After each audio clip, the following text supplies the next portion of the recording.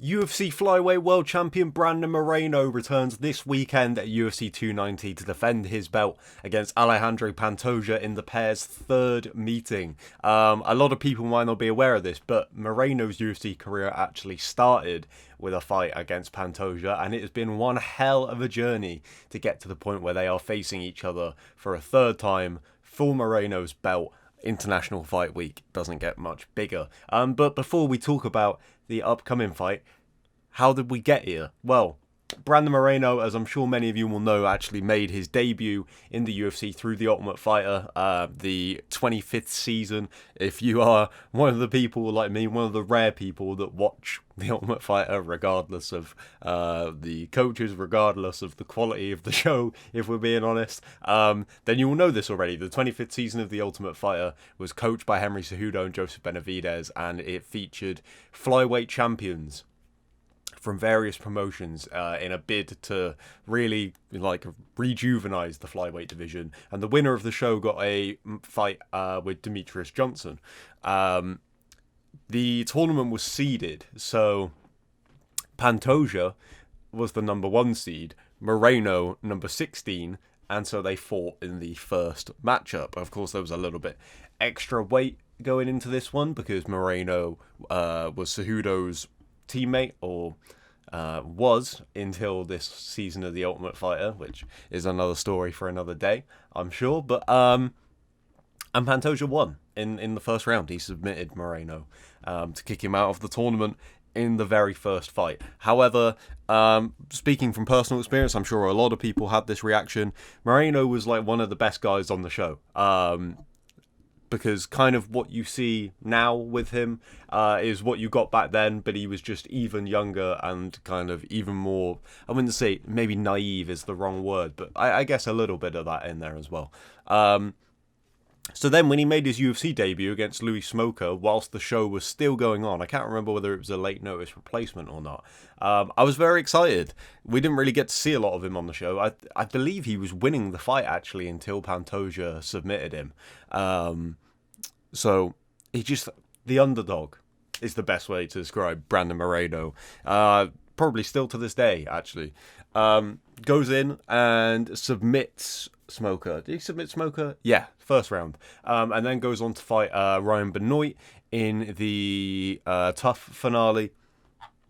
And he looks good. I was excited to see more of him. He went on to submit Dustin Ortiz as well. That was another impressive victory. 2 Performance of the Night bonuses for his wins against Ortiz and Smoker. And then gets a main event slot against Sergio Pettis. A main event with flyweights. The good old years, eh? Mexico City, and he lost the decision, a unanimous one. Not a lot to say about this fight. It wasn't that good, if we're being honest. And I rate Sergio Pettis, so I was like, I wanted Brandon Moreno to win, but whatever. Then we get to the rematch between Moreno and Pantoja. I know that tough kind of counts as an exhibition because it's only 2 rounds, but it's the rematch. And of course, Pantoja wins that fight by a decision. That is in Chile, UFC Fight Night Maia versus Usman. And it was a great fight, like a brilliant fight that, to me at least, as a Brandon Moreno fan, kind of proved how good Pantoja is rather than Moreno's shortcomings, because he put up a great fight. But also, if you go back and watch that fight before this weekend's event, I'm sure you'll take the same thing away that I did, in that Brandon Moreno looks nothing like the Brandon Moreno that we see now in that fight. Physically, skill set, confidence, everything.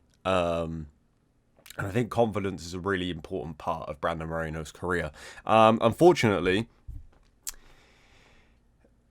speaking of that confidence, it would take a little while for it to come back because he was cut from the UFC after those 2 losses, which I'm sure you'll agree with me. A loss to Sergio Pettis and a loss to Alexandre Pantoja are incredibly difficult reasons to cut someone. However, if you cast your mind back to 2018, you will remember that this was the year where the flyweight division kind of seemed like it wouldn't be in the UFC for too much longer, which is crazy to say that now, but it did happen, I promise. 2018 is the year where Henry Cejudo ended up defeating Demetrius Johnson in their rematch, and then kind of that breathed a bit of new life into the flyweight division. So the UFC needs to get all their flyweights back.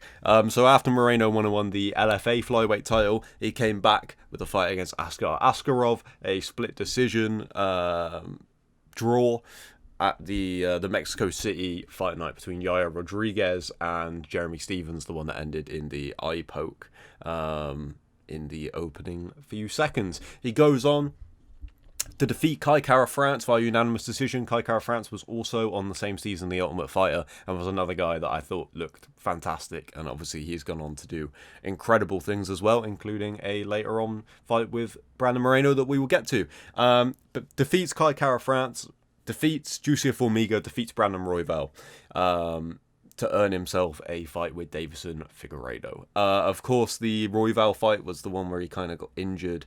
Royval, that is, and so that one was a little bit strange, but really impressive win streak nonetheless. And then gets that fight with Deiveson Figueiredo, which I do not need to tell you about. It is one of my favourite fights of all time. It was a majority draw because Figueiredo was deducted a point. I remember people saying, like, kind of alluding to the fact that Brandon Moreno was not going to be able to compete, and I was like, I don't know what these people are seeing, because I think Brandon Moreno is so underrated, and I think maybe that's because of his demeanour, especially when you compare it to Deiveson Figueiredo, who is like so menacing and so intense at all times. I can see why people would think that, but no, I was really excited for this fight, and of course it delivered. Brandon Moreno's toughness in that fight is insane, and the way he comes back into it after a couple of tough rounds is remarkable. Then they have the rematch. Moreno and Figueiredo 2, which Brandon Moreno, I think probably the best performance of his career to win that fight, submits Figueiredo in the third round and kind of never let him get started. I was massively impressed by that fight. Becomes Mexico's first UFC champion. Well, do people count?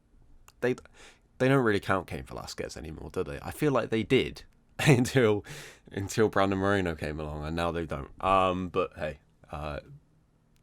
the more champions, the better, I say.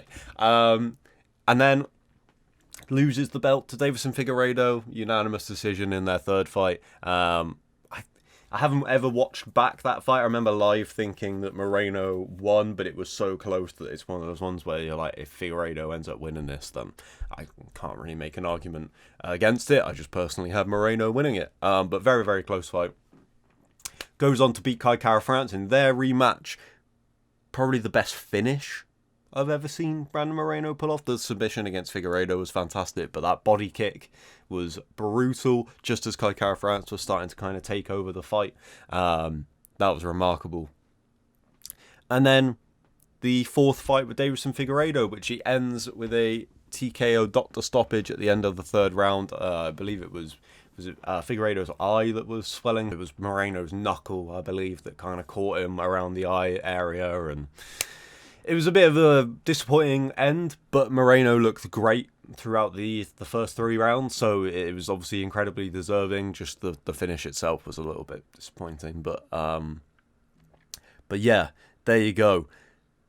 So I've skimmed through that whole resume, but we need to go back to talking about Brandon Moreno being cut for back-to-back losses, having one fight and then coming back. Obviously, I don't think he would have been cut if it wasn't for the fact that the UFC cut a lot of flyweights around that time.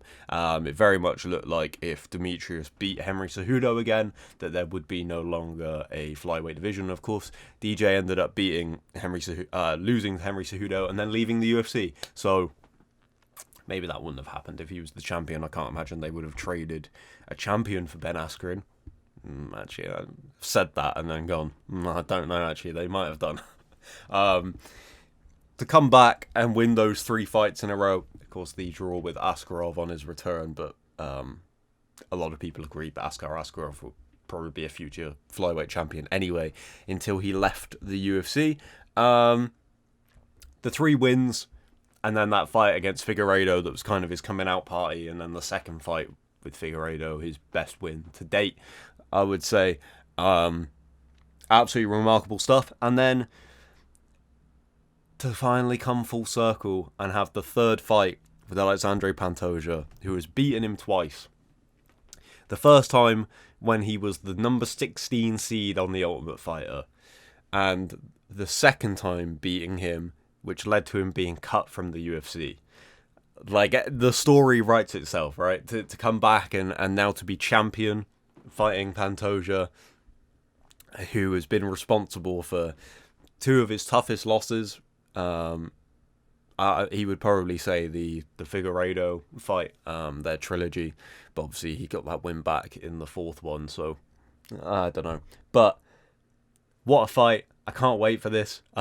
Even after saying all this stuff about how much I love Brandon Moreno, I do not know whether he's going to beat Alexandre Pantoja, and that is just because I think Pantoja is also incredible. But I would urge you, if you are kind of a little bit on the fence, I would say go back and watch the second fight with Pantoja and Moreno.